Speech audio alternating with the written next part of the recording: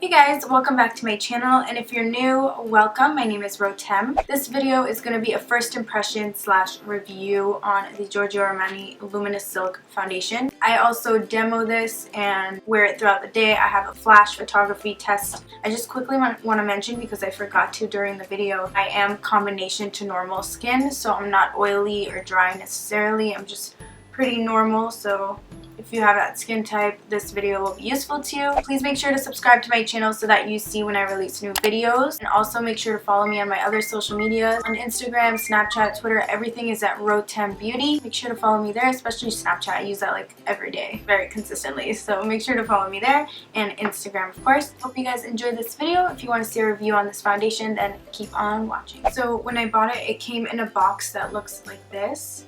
And then the packaging is like this.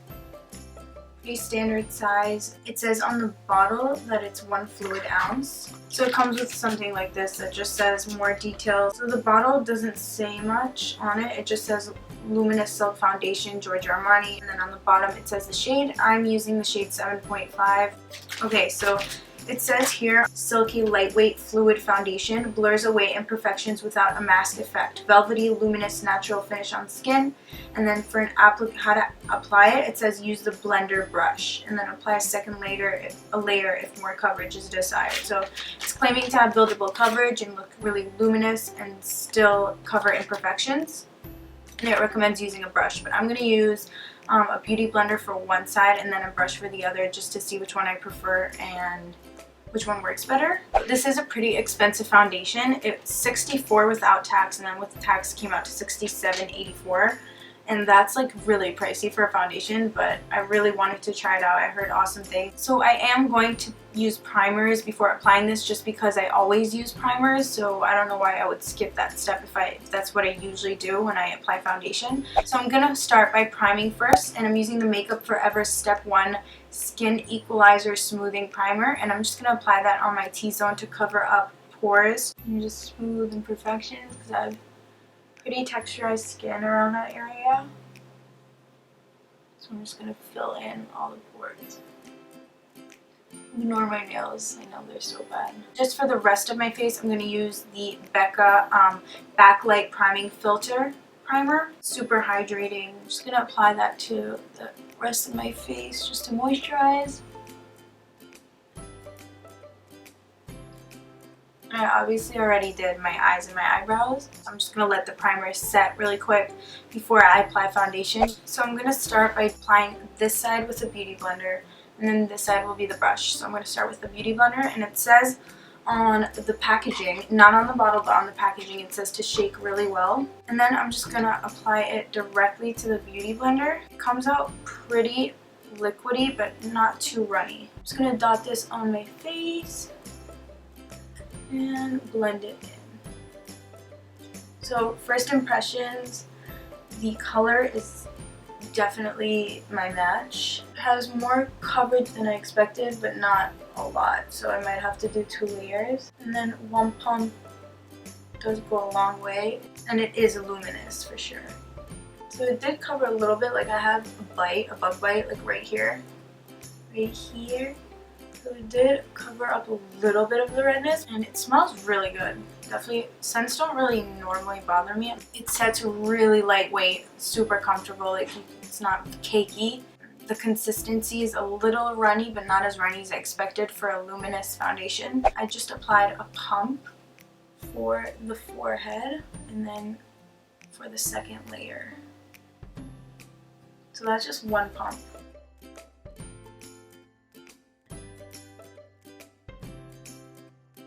Coverage is like medium now, I would say, with a few layers on, or okay, 2 layers on. I don't know if that's gonna oxidize or look different throughout the day, and I'll definitely keep you posted on that. I'm just gonna let that set for a little bit while I do my other half with a brush, and I'll be using the Morphe M439, and I'm gonna apply it 2 pumps to the back of my hand, or like 1.5, and it looks like that. So it's a little, oh, it's pretty runny actually.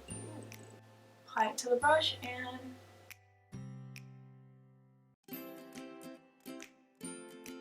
then just tap it in. feel like the redness around my T-zone is still there. So I definitely think it needs like 2 layers to add some coverage. It's like caking up a little bit around my nose. I'm just gonna tap that in with my beauty blender. I definitely prefer the beauty blender application. It just looks a lot better. This is just, there's still redness coming through. It didn't give me any coverage and it just does not look good. So I'm just gonna go over that part. This is my beauty blender. I don't know if I applied enough here, but you can see that there's still redness coming through on my nose. And it's normally a tricky area. I'm gonna try applying the foundation to the back of my hand. I did a pump and a half, barely, and then I'm gonna pick it up with my beauty blender and then dot it on and see if that's any different. So it's definitely a lot better with the beauty blender. I'm just gonna let it set for a few minutes and then let you know my first impressions. Okay, so I let the foundation set for a little bit.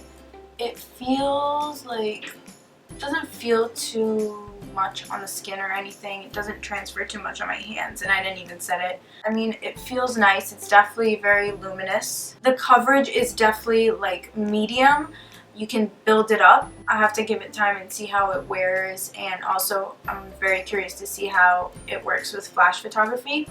So right now it is 12:27 p.m.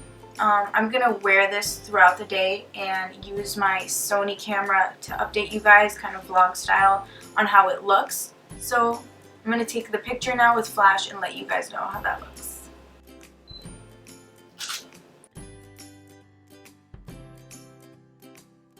Looks actually pretty nice on camera, so it doesn't photograph bad at all. I'm gonna do the rest of my face and then come back.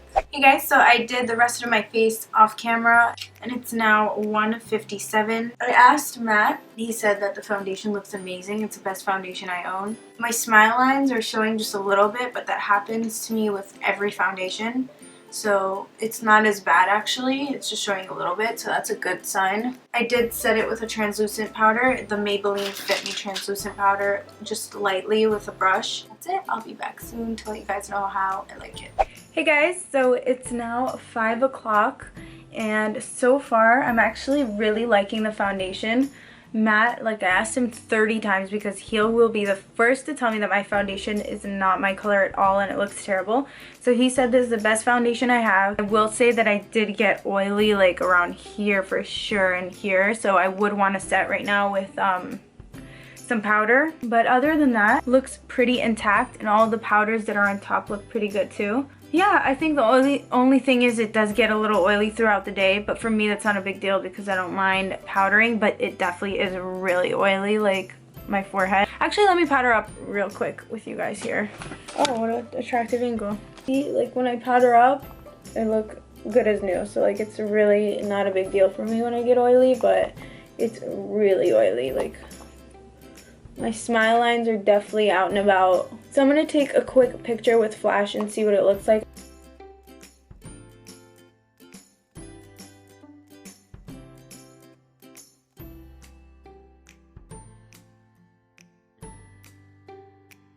So far it's definitely a fab product for me. I really like it. I don't know if you guys think 60 something is like too expensive for a foundation, then it's not like a must. Like you don't have to have it. I think this would be really good on dry skin. Like if you have dry skin, you should get it and try it out for sure, at least a sample, because it's really luminous, lightweight, doesn't cling on to patches at all. So the dogs are literally unbearable. If you have acne or you need coverage or something like that, that it wouldn't be your best bet. This is a luminous foundation, so if you have acne and you need coverage, you shouldn't be going for a luminous foundation anyways. Like you need a full coverage. I hear the Urban Decay All Nighter, I think it's called the All Nighter foundation, is really full coverage and good for like oily skin and acne prone skin. So I think I'm gonna keep this and keep trying it out. So I might be talking about it more on my Snapchat, but for now it's definitely a thumbs up. Also, I did a quick lip change because I was doing swatches, and this is the Milani Amore liquid lipstick in Adorable. And then earlier I was wearing Huda Beauty liquid lipsticks, the dogs, in Spice Girl and Flirt. I hope you guys enjoyed this video. Please make sure to subscribe to my channel if you like my videos. And also make sure to follow me on Instagram and Snapchat. Everything is at Rotem Beauty.